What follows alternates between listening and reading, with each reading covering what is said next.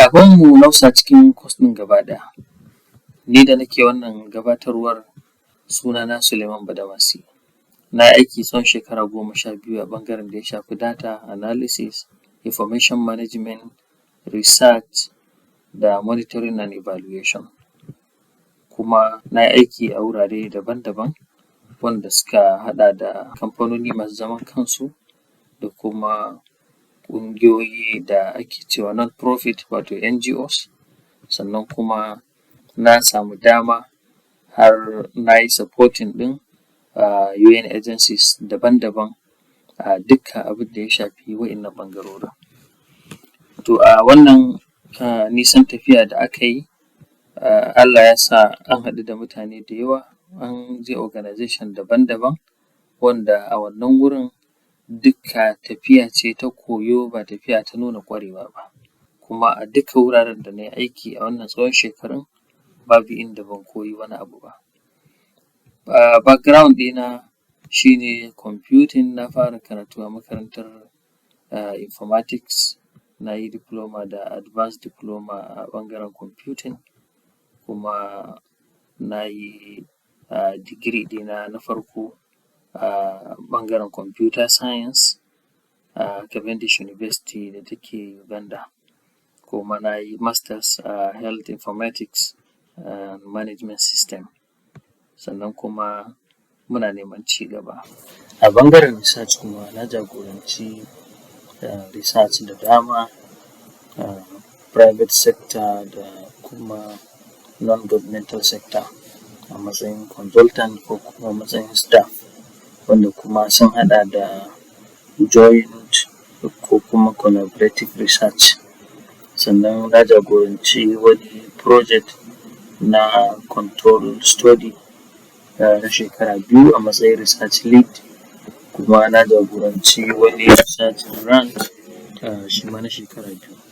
Na kasance ɗaya daga masu jagorantar coordinated multi-sectoral lead assessment, amma wasu daga cikinsu ba duka ba, wanda UN OCHA take shugabanta da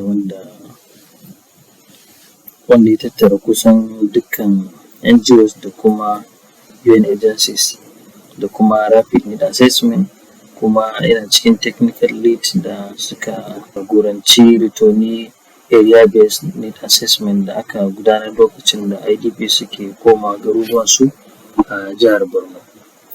Sannan a ɓangaren training kuma na yi training ɗin fiye da mutum 1000 physically ido da ido, wanda suka haɗa da mutane daga academia da international NGOs, national NGOs, wasu daga gwamnatoci, wasu kuma daga private sector a area daban-daban da ya haɗa da data collection, data quality assessment, need assessment, R programming, Excel, web design, research, data analysis, M&E, project management, report writing, Power BI, geographic information system, database management, SQL da MySQL.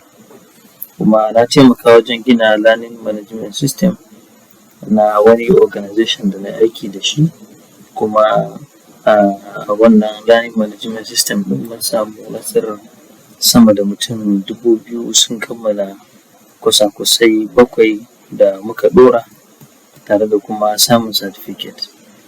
Sannan kuma na yi developing ɗin website da dama, yawanci a matsayin consultancy service. A zaka ina cikin team ɗin kamfanin Result Seekers Limited, wanda consultancy firm ne da ya tara ƙwararru a ɓangaren research and data analysis, web and data systems development, monitoring and evaluation, sannan kuma yana ba da specialized training ga wayanda suka bukata.